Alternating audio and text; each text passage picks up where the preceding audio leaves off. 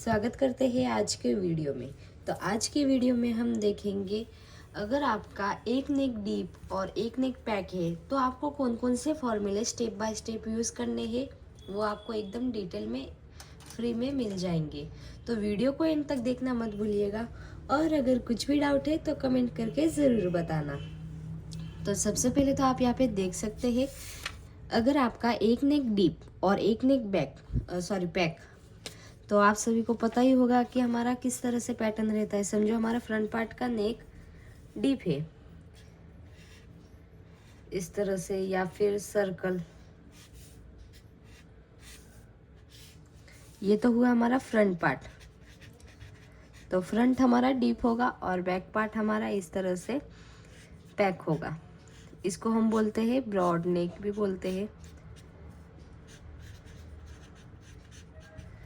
तो यहाँ पे अगर आप देख सकते हैं, हमारा बैक पार्ट का जो नेक होता है वो एकदम पैक टाइप में रहता है, यानी कि हमारे बैक पार्ट की जो नेक का डीप रहता है वो 2 इंच या फिर 3 इंच 1.5 इंच तो उतना रहता है। तो आपका जो बैक पार्ट का नेक होगा ना वो पैक होगा और फ्रंट पार्ट का डीप होगा। तो डीप आपका यहाँ पे किसी भी टाइप का पैटर्न हो सकता है, वी शेप का भी नेक हो सकता है, या फिर इस तरह से स्क्वायर शेप में, या फिर जो स्वीट हार्ट नेक है, इस तरह से बहुत सारे पैटर्न रहते हैं डीप नेक में भी। तो आपका ये तो डाउट क्लियर हुआ ना कि एक हमारा डीप और एक नेक पैक यानी कि कौन सा टाइप का होगा। फिर आता है, हम सबसे पहले तो क्या यूज़ करते हैं, फ्रंट डीप और बैक पैक, यानी कि सबसे पहले तो हम आर्म होल की मार्किंग करते हैं। आप सभी को पता ही होगा, अगर आप रेगुलर ड्राफ्टिंग या फिर स्टिचिंग वगैरह करते हैं तो आप सभी को पता ही होगा कि हम आर्म होल में सेम टू सेम मार्किंग करते हैं, जो पहले स्टेप यूज़ होती थी ना उसमें। पर अब जो न्यू मेथड है ना, इसमें आपका बैक पार्ट का अलग से कैलकुलेशन होगा और फ्रंट पार्ट का अलग से होगा। एक बार मैं आपको बता दूं, समझो आपकी चेस्ट है 42 इंच, नहीं 42 नहीं 28 इंच। हम फर्स्ट वाली लाइन देखेंगे तो आप किस तरह से कैलकुलेशन करेंगे। तो यहाँ पे बैक पार्ट के लिए जितने आपकी चेस्ट है, चेस्ट हमने कितनी बोली 28 इंच, उसको क्या करेंगे डिवाइड बाय 6, फिर उसको प्लस करेंगे कितना 1.25, तो कितना आया 5.91। ओके।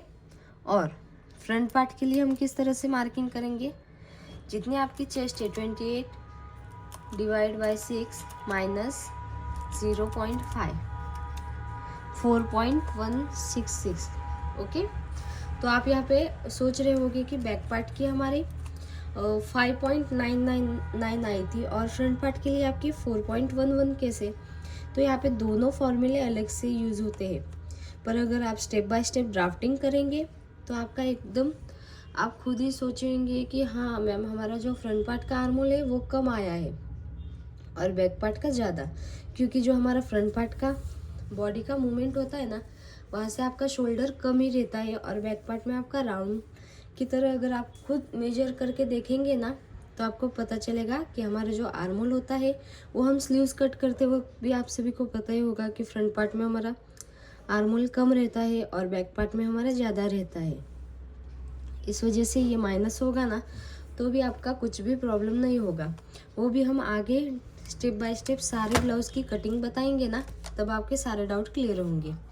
पर अगर मैं डायरेक्ट ही आपको बता दूँ कि इस तरह से कटिंग करना है तो आप भी कंफ्यूज हो जाएंगे कि मैम आपने कौन से फॉर्मूले यूज़ किए। इस वजह से मैंने सोचा सबसे पहले तो सारे फॉर्मूले के वीडियो बना दूँ, उसके बाद ब्लाउज़ की कटिंग और स्टिचिंग दोनों बनाएंगे वीडियो। तो यहाँ पे आप देख सकते हैं, अगर आपकी चेस्ट 32 है तो आप सेकेंड लाइन देखेंगे। ओके। फिर आपका आता है आर्म होल डार्ट।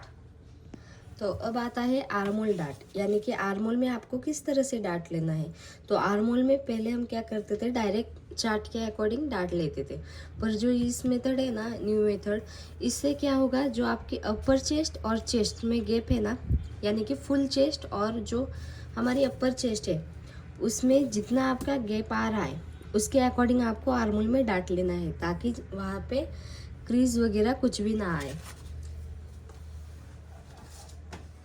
अब आप सोच रहे होंगे कि हमारा जो फुल चेस्ट का गैप होता है, एक बार मैं यहाँ पे ड्राफ्टिंग करके बता दूँ। तो आपका जो अपर चेस्ट यानी कि जो ऊपर वाला आर्मोल के साइड से आपकी जो चेस्ट की मेजरमेंट आप लेंगे ना, तो वो आपकी कम आएगी, और जो फुल चेस्ट है वहाँ की जो राउंड है वो आपका ज़्यादा आएगा। अगर आप खुद भी देख सकते हैं तो यहाँ पे आपका जितना गैप आ रहा है उसके अकॉर्डिंग ही आपको आर्मोल में डांट लेना है। एक बार फिर से बता दूँ, अपर चेस्ट यानी कि आर्मोल के साइड से जो हमारा चेस्ट राउंड रहता है उसको बोलते हैं अपर चेस्ट, और फुल चेस्ट यानी कि जो हमारी चेस्ट होती है वो बहुत हम जब मार्किंग या फिर मेजरमेंट लेते हैं ना ब्लाउज की कटिंग करते वक्त, उसको बोलते हैं फुल चेस्ट। तो इस मेथड में पूरा का पूरा ये डिफरेंट रहता है आर्मोल के डाट के लिए ही, क्योंकि आपका जितना गैप आ रहा है उसके अकॉर्डिंग ही आपको आर्मोल में डाट लेना है। ओके, फिर आएगा क्रॉस मार्किंग। तो यहाँ पे भी एकदम डिटेल में बताया है कि अगर आपका फ्रंट डीप और बैक पैक है तो आपको क्रॉस मार्किंग बैक के लिए अलग तरीके से करना है और फ्रंट के लिए अलग तरीके से करना है। यहाँ पे जो तीनों मेजरमेंट है वो सेम टू सेम हम लास्ट मेथड यूज़ करते थे ना, उसी तरह से है। ओके, अब आएगा front deep back pack shoulder down के लिए। तो जो हमारा फ्रंट पार्ट का रहता है वहाँ पे तो 1 इंच फिक्स है शोल्डर डाउन, पर जो बैक पार्ट का रहता है वहाँ पे आपका जितना फुल शोल्डर है इसके अकॉर्डिंग आपको बैक पार्ट में शोल्डर डाउन करना है। ओके, समझो हमारा फुल शोल्डर है 14 इंच, तो हम सेकेंड लाइन देखेंगे। अगर 14.25 है तो आप ये वाला देखेंगे। ओके, फिर आता है आपका सेंटर डार्ट।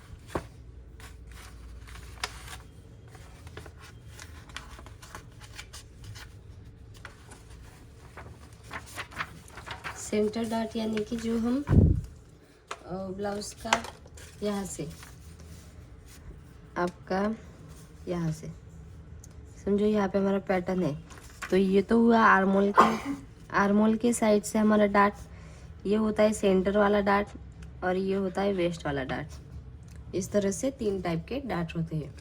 तो समझो आपका प्रिंसेस कट है तो भी आप अगर चाहो तो सेंटर डार्ट ले सकते हो। तो यहाँ पे भी आपके चेस्ट के अकॉर्डिंग कितना सेंटर डार्ट लेना है वो यहाँ पे डिटेल में बताया है। अगर आपको ये सारे फ़ोटोज़ या फिर PDF चाहिए तो आप मेरे व्हाट्सअप चैनल ज्वाइन कर सकते हैं। वहाँ पे मैं सारे फ़ोटोज़ वगैरह अपलोड कर दूँगी जितना हो सके उतना जल्दी। तो वो मेरे चैनल के बायो में हमने व्हाट्सअप चैनल भी लिंक डाल दिया है, आप वहाँ पे ज्वाइन कर सकते हैं। फिर आता है आपका फ्रंट डीप बैक पैक के लिए फ्रंट लूजिंग के लिए। तो पहले हम फिक्स लूजिंग रखते थे, पर अभी अगर आपका पैक हो डीप हो कुछ भी हो, कौन सा भी ब्लाउज़ हो, तो भी आपको जितनी आपकी चेस्ट है उसके अकॉर्डिंग ही आपको लूजिंग लेनी है। तो यहाँ पे बैक पार्ट में हम कुछ भी लूजिंग नहीं लेते, सिर्फ फ्रंट पार्ट के लिए लेते हैं। अगर आप बैक पार्ट के लिए टक्स वगैरह यहाँ पे जो हम वेस्ट में टक्स डालते हैं, अगर आप टक्स ले रहे हो तो आप वो वहाँ पे 1 इंच ऐड कर सकते हो वेस्ट में। वो हम आगे एकदम डिटेल में बताएंगे। तो आप मुझे कमेंट करके बताइए कि आपको पहले प्रिंसेस कट ब्लाउज़ की ड्राफ्टिंग चाहिए या फिर 4 टक्स ब्लाउज़ के लिए। जल्दी से जल्दी कमेंट कीजिए ताकि जितने ज़्यादा कमेंट आएंगे उसके अकॉर्डिंग मैं ब्लाउज़ की नेक्स्ट वीडियो ड्राफ्टिंग बताऊंगी, और कटिंग और स्टिचिंग दोनों ही एक साथ में ही बताएंगे। तो फ्रंट लूजिंग चार्ट देखा क्लियरली? ओके, फिर आता है आपका वेस्ट डार्ट, यानी कि मैंने पहले से ही बता दिया था यहाँ पे वेस्ट के साइड से जो डार्ट रहता है ना वो भी आपके चेस्ट के अकॉर्डिंग ही आपको डार्ट लेना है। अब आप सोच रहे होंगे कि मैम 6.25 यानी कि कितना बड़ा डार्ट होगा, पर अगर आप 6.25 डार्ट ले रहे हो यहाँ से, तो आप जब वेस्ट में मार्किंग करेंगे तो आप क्या करेंगे, जितनी आपकी वेस्ट है उसको डिवाइड बाय 4 करेंगे। फिर 4 करने के बाद जितना आपका आंसर आया, समझो 4 इंच आया या फिर 6 इंच आया, तो 6 इंच में आप जितना अपना डार्ट लिया है वो भी आपको ऐड करना है। ओके, और फिर आता है शोल्डर माइनस चार्ट। तो शोल्डर माइनस चार्ट के लिए हम किस तरह से तीनों मेजरमेंट के अकॉर्डिंग शोल्डर माइनस चार्ट हम यूज़ करते हैं। तो उसके लिए आपको क्या क्या चाहिए, आपका जितना भी रेडी शोल्डर है वो हम राइट करते हैं। फिर आता है नेक का शेप, फिर आता है नेक का डीप। तो यहाँ पे आपका बैक पार्ट का डीप होगा, तो डीप होगा इस वजह से आपका बैक पार्ट में कुछ भी शोल्डर माइनस नहीं होगा, सिर्फ फ्रंट पार्ट के लिए ही आप शोल्डर माइनस फाइंड करना होगा। बैक पार्ट में आप क्या करेंगे, जितना आपका यहाँ से रेडी शोल्डर है इसके अकॉर्डिंग आपको वहाँ से शोल्डर में से इस तरह से ये वाले माइनस करने हैं। ये सारे के सारे माइनस नहीं करने, आपका जितना रेडी शोल्डर है, समझो हमारा रेडी शोल्डर है 2.25, तो हम कितना माइनस करेंगे, 1/2 इंच। ओके, वो भी इस वाले साइड से। हम ड्राफ्टिंग करते वक्त ये सारे डाउट आपके क्लियर हो जाएंगे।